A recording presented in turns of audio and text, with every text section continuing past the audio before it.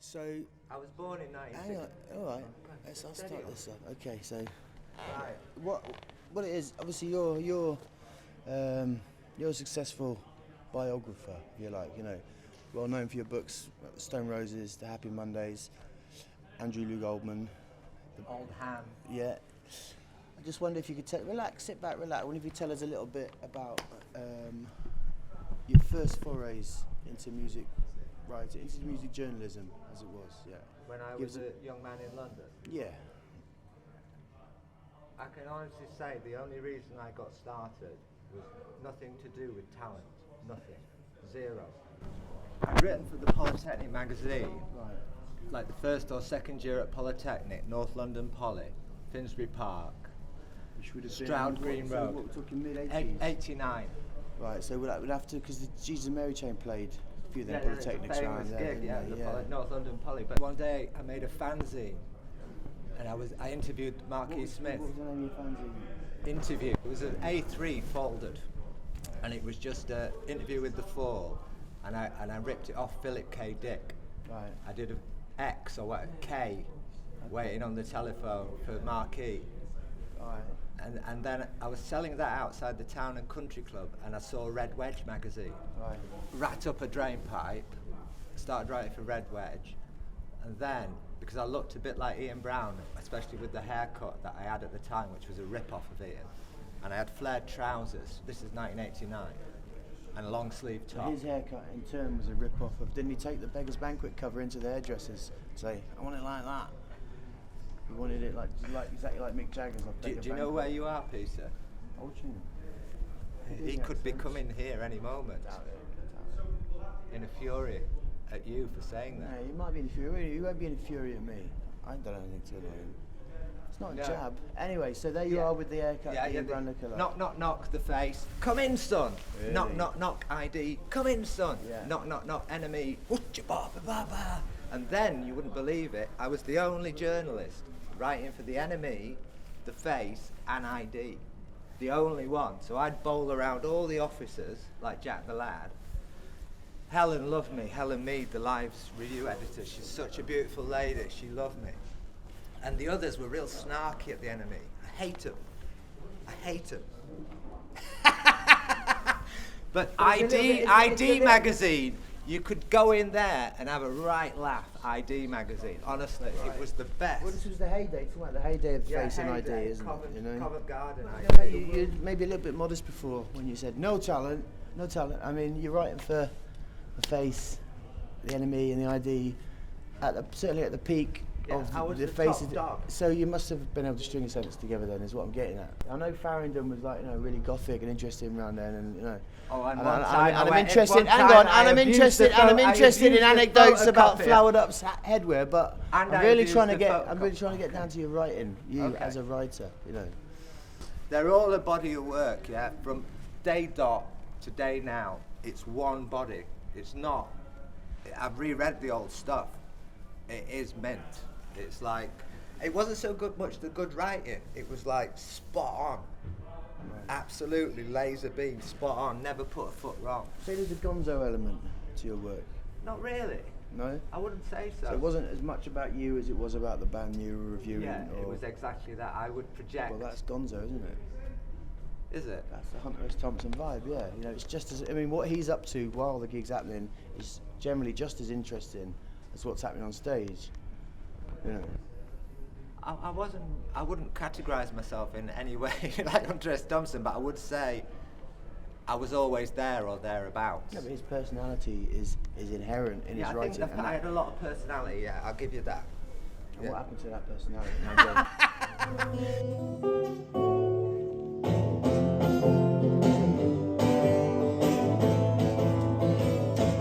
what a waster, what a fucking waster. You pissed it all up the wall. Around the corner where they chase us, tears coming out from everywhere. Your city's hot, your city's fair. Get back inside. You've got nothing on the mind. You're bleeding on you. Two bob cunts.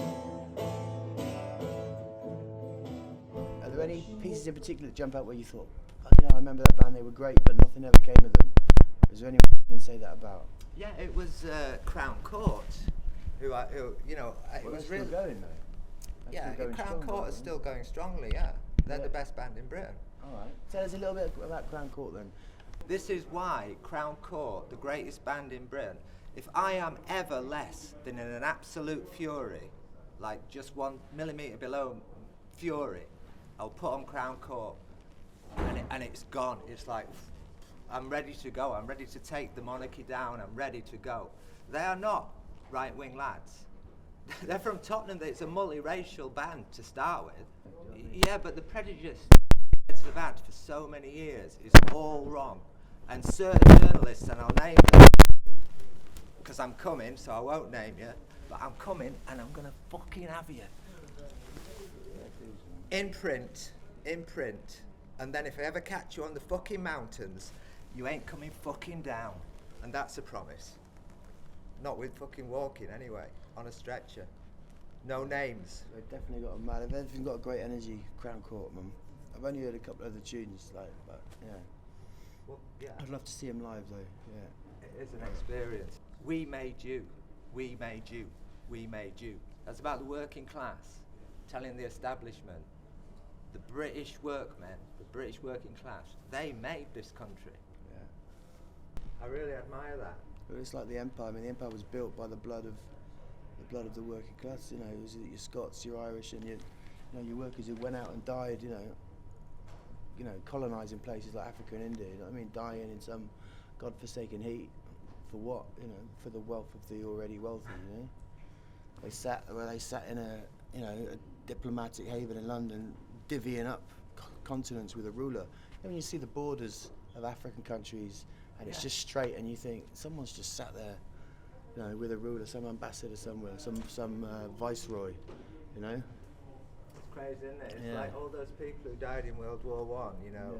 There was 3,000 from one district in Stockport, the Central District, St Mary's I think it's called. 3,000.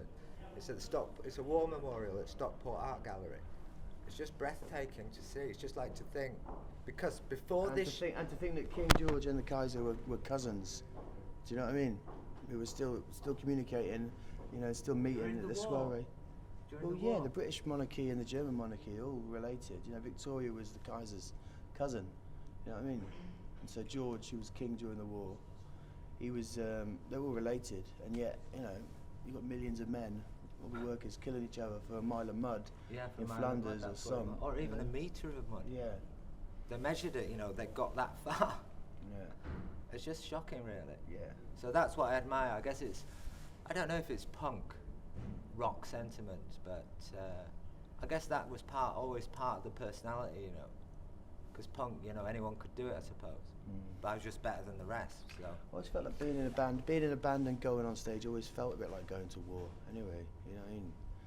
Obviously, it's not quite the same as like taking a bottle into your amp, it's the same as taking a bullet into your groin, but sometimes it feels like that, you know?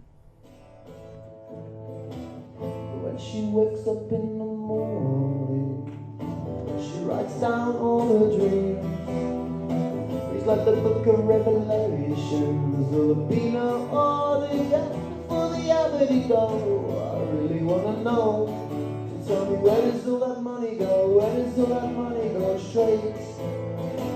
Straight up my nose.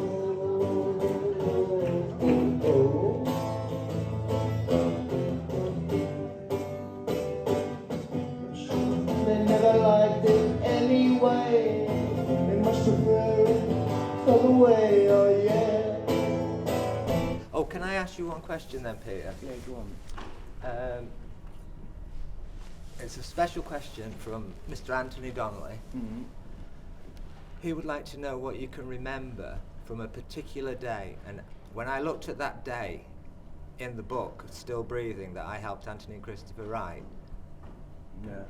I often characterise rock and roll as being stupid. Right. And the more stupid you are, the better. Steve Marriott being in the top 3 non-more stupid. Right. None more stupid. No more stupid. You'd be going some to get more. particular But day I mean, is it? you're Yeah, up there. which You're up particular day are you there. talking about? You're talking about the double-decker bus day? No, I'm talking about a day when Anthony was driving you in his Land Rover, presumably black, maybe with Geo number plates even. Yeah, Gear got those blacked out windows. Geo. Yeah. And he said that you were on the back seat and your opioid. Yeah, my naltrexone implant became like, oh, I can feel it now actually. It was infected. And the naltrexone pills were literally popping out of this pussing, seeping Have you still wound. got the scar? You're not And no, he sure? didn't see it first. He went, what's that smell? And I was like, oh, it's my abdomen. It's fucking, and he's like, how are you going to play like that tonight? And I said, well, just wait for him to pop out and then I'll flick him into the crowd, which had happened the previous night, which was in Inverness. Weirdly weird, I can remember that. But no, he wasn't having it. He thought I was going to like bleed to death or pus to death. It was stinking rotten. Yeah, it was a stinking rotten. It was stinking. It looked like the mouth of the Nile. All this stuff seeping out, verdant. And so he took me to a Bupa hospital, if I remember correctly, because he had Bupa insurance. And it's my first and only time in a Bupa hospital. I must admit, I was impressed. Friendly, efficient service, and there was no waiting around. It was straight in, straight through, and they cleaned it up nice. They actually took out the implant, which at the time was essential, not just for the wound, but for my state of mind. You know what I mean? I clearly needed a bit of gear. I was all over the place, and so why did he want me to recount? Well, Anthony recalls. I thought you were interviewing him. Anthony recalls. You missed it. I have done that. Anthony recalls That's fine then. rushing you to the Bupa hospital and telling them that they had a famous person in the car. That famous person was Robbie Williams. Oh yeah, that's right. Oh yeah, no. So they all came rushing out, more than happy to help. Like the chief surgeon was supposed to be knocking off, but when he heard it was Robbie Williams, he put his gloves back on and they wheeled me out. Yeah, and they thought, well, we've already got the knives out, we'll do it anyway. So. Yeah. And Anthony also recalled that while you were on the I don't know, the lawyers might take this out. While you were on the operating table, Kate was phoning Anthony saying, "What's going on?" The implant, that was all. It was her idea. Yeah.